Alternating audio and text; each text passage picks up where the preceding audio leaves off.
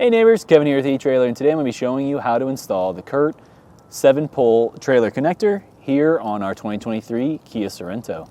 Kia has come out with quite a few different, more stylish and sleek looking crossover vehicles.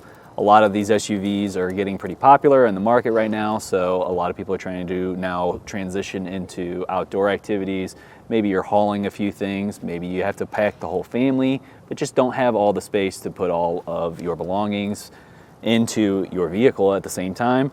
That's where the Curt trailer hitch receiver is going to come into play, because it's going to allow you to install a cargo box, cargo carrier, or you could haul a smaller trailer behind your vehicle.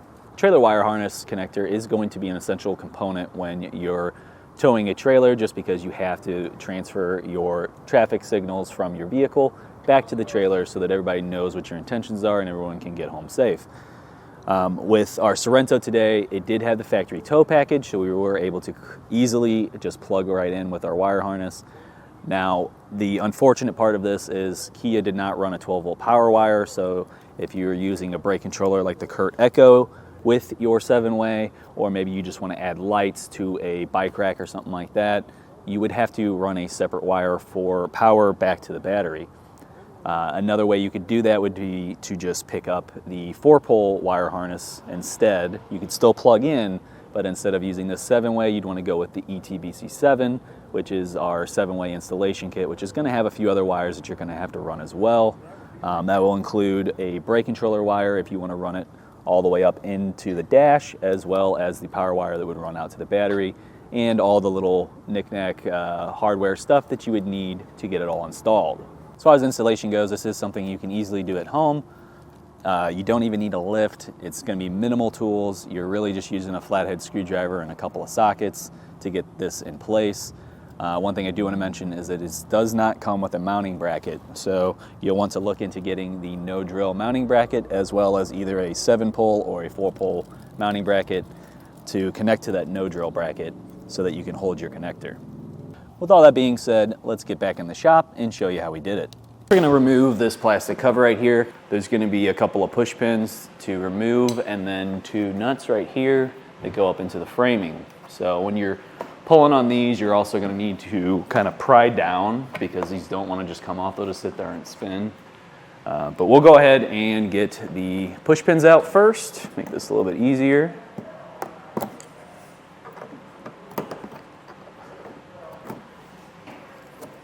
Pry down as we remove this.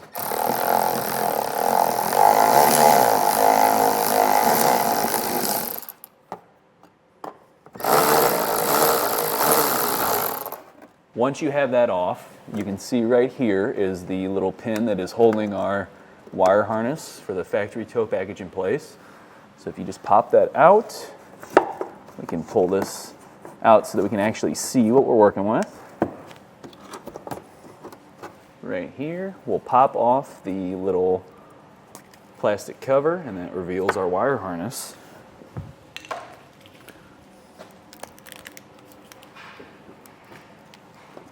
Now we can plug straight into this. I am going to actually push that back over there, so that way it's not getting kicked up by anything, but simple, just push in connector and you're good to go. So we'll pop this back over. I'm going to connect those 2 pieces, and then I'm going to use that factory spot to hold that back in place too.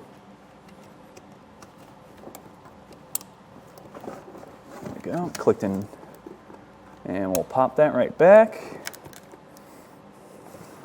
Just debating on which is going to be the best spot for this. I don't want to drill straight up into that, because I don't know what's going to be above this. There could be some wiring or something else that I shouldn't be drilling into. So what we're going to do instead is I'm going to use the mounting tab on here, and I'm going to drill into this fin that has been clamped in, and that should hold us into place pretty well.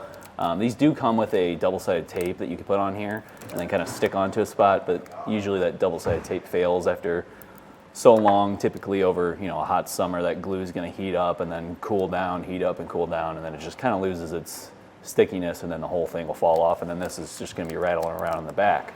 So we'll go grab a self-tapping screw and we'll pop it right in. All right, we can snake our wiring up over the hitch. I do try to kind of get it up as far away as I can because we don't want to have anything accidentally catching this. So you probably could go a little bit higher. Yeah, there's a wire harness right here.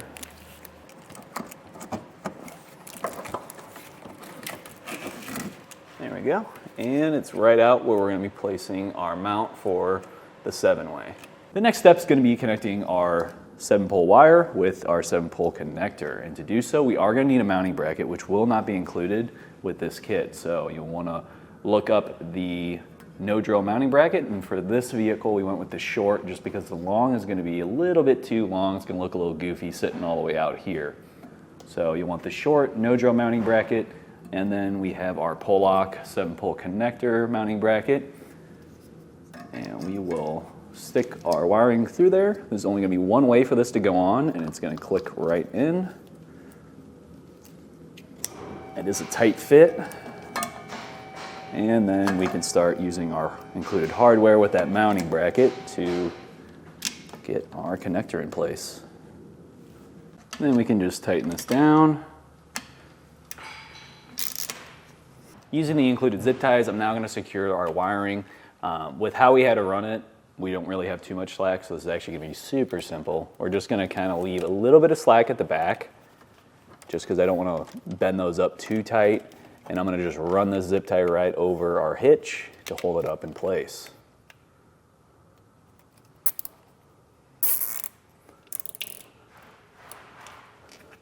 With everything in place, we can go ahead and put in our fuse.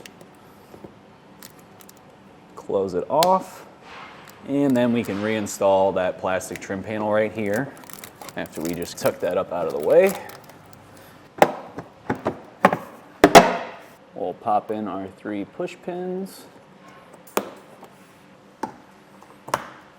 But after that, all we have left is just putting in our tester and making sure all of our functions are properly showing. Right now, I'll turn on our running lights. We've got our left turn signal, our right turn signal, and then our brake lights.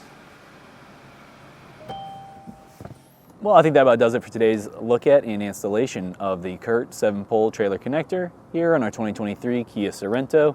My name's Kevin. Thanks for watching.